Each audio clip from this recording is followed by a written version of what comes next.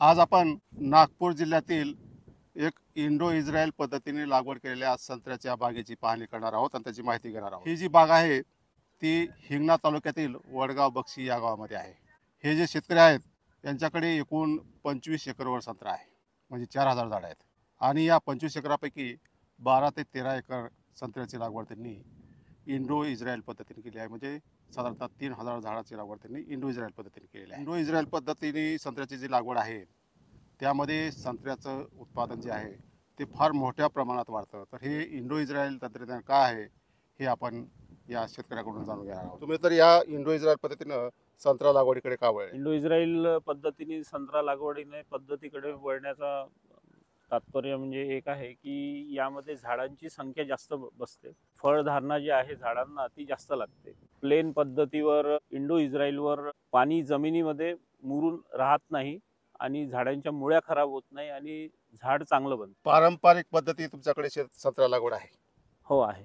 तर त्याचं एकरी किती टन उत्पादन निघतंय? पारंपरिक पद्धतीने एकरी उत्पादन त्याचं असं समजा 5 ते 10 टन निघतं एकरी? हो एकरी। आणि आता ज्यांनी इंडो इस्रायल पद्धतीने संत्र्याची लागवड केली आहे त्यांची फळावर आहेत बघा, हो तर त्यांना किती येते? त्यांना डबल येतं। डबल येते, हो म्हणजे 10 टनाच्या पुढे येते एकरी। 10 टनाच्या पुढे। काटोल तालुक्यातील झिलपा हे गाव आहे, तिथं दादासाहेब काळे यांच्याकडे 50 एकरवर इंडो इस्रायल पद्धतीने संत्र्याची लागवड केली आहे। त्याचा मी 2 वर्षापूर्वी व्हिडिओ पण तयार केलेला आहे, तो यूट्यूबवर आपल्याला पाहायला मिळेल।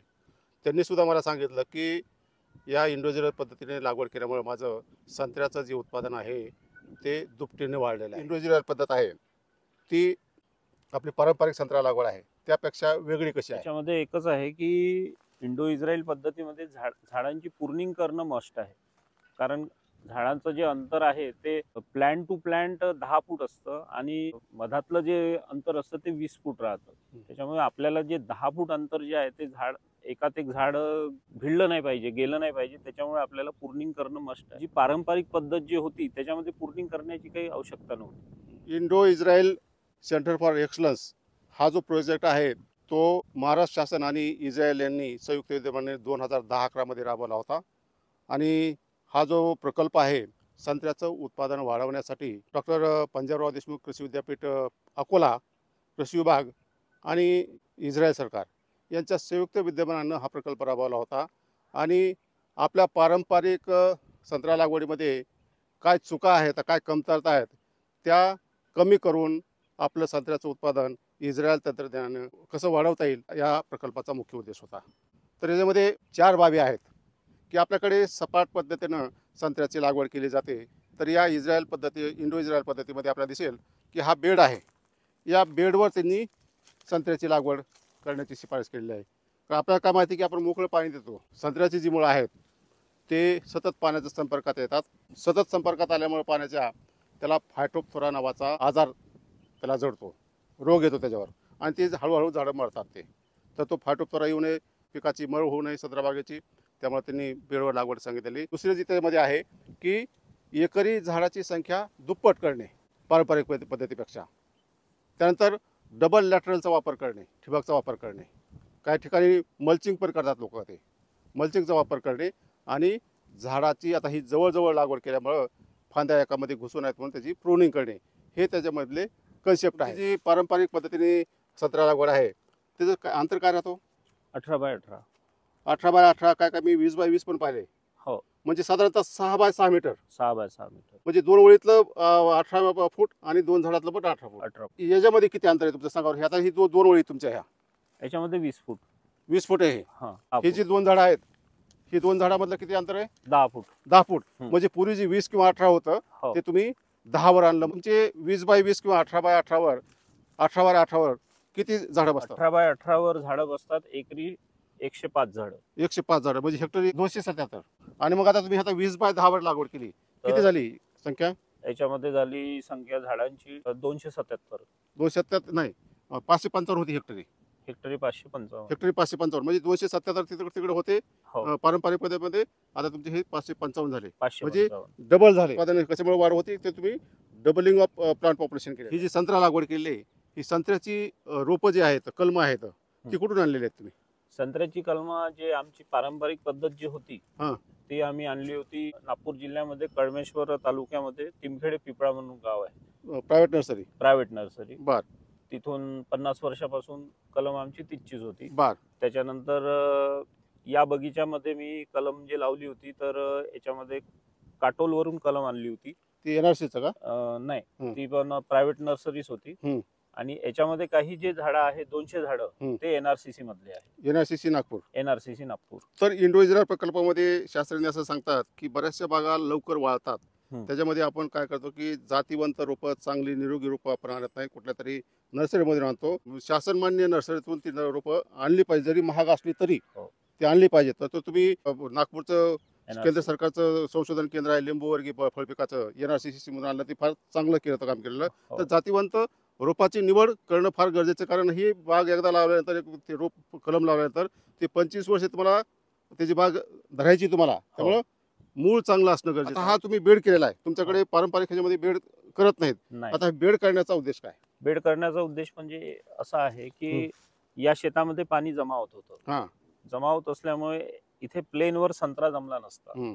मग मी आपले दादासाहेब काळे यांच्या शेतामध्ये गेलो, तिथे जाऊन बेडचं मेजरमेंट घेतलं, कशा पद्धतीने केलं, काय केलं. त्याच्यानंतर एनआरसीसी मध्ये पण गेलो आणि त्याच्यानंतर मग मी हे शेत पूर्ण पहिले नांगरून टाकलं. नांगरून टाकल्याच्या नंतर याला रोटावेटर मारलं. सगळ्यात आधी तर शेणखत टाकलं पूर्ण, जवळजवळ 50 ट्रॉल्या शेणखत टाकलं इथे.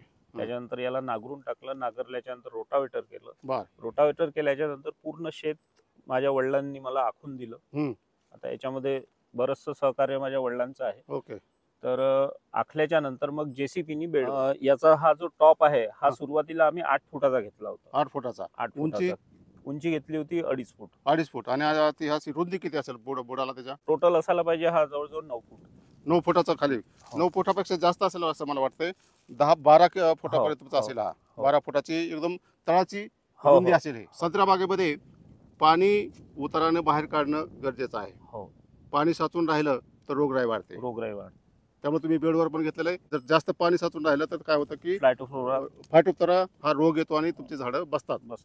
आता ही जी लागवड आहे ती कोणत्या दिशेने केलेली आहे? बेड बनवल्या उत्तर दक्षिण. मग शास्त्रज्ञ पण ते सांगतात की तुम्हाला सूर्यप्रकाश जास्तीत जास्त झाडाला जर मिळायचा असेल तर तुम्हाला बेड आखायची आखणी आणि जेव्हा उत्तर दक्षिण पाहिजे. जेव्हा झाडं लावले, कलमा जेव्हा लावल्या तेव्हा त्याचा जो डोळा हे आहे, झाडाचा जो शेंडा आहे, सूर्य जिकडून उगवतो त्या दिशेला केला. आणि ही बेड केल्यानंतर तुम्ही कलम लावलेले आहेत? कलमा लावले. आता ही लागवड आहे 28 जून 2021 ची. 21 ची, म्हणजे आता 4 वर्ष झालेत. 4 वर्ष कंप्लीट व्हायचे आहे अजून. व्हायचे ते. आता बहार धरला का तुम्ही एखादा? बहार धरलाय ना याला. आता पहिला आहेत का मग हा? आता याला आंब्या बार, म्हणजे आता तुम्ही पहिला बहार आहे तुमचा पिकाचा? पहिला बहार. ही बेड करताना तुम्ही शेणखत टाकलं होतं, काय बाकीची खतं वगैरे काय टाकली होती का? आमच्या ग्रुपवर जे डॉक्टर गोपाल भक्ते सर आहेत त्यांच्या मार्गदर्शनानुसार मी व्हेंचुरीनी, जसं आपलं 19-19 झालं, वॉटर सोल्युबल फर्टिलायझर ते आम्ही सोडत राहतो. पण आता तुमचे झाडाचं वय तसं कमी, त्यामुळे तुमची एकच लॅटरल दिसते, पण एका लॅटरल भागल काय? नाही, आता या उन्हाळ्यामध्ये आम्ही लॅटरल डबल टाकतो. लॅटरल एक आहे, परंतु आम्ही जे हे बसवले आहे ड्रिपर बसवले आहे, ते ड्रिपर आम्ही एका झाडाला 2 बसवले. हे 14 लिटरचं एक ड्रिपर आहे. ताशी 14 लिटर.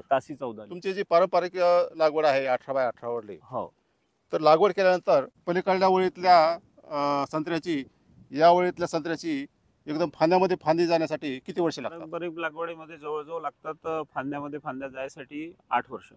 8 ते 10 वर्ष तुम्हाला 10 वर्षात.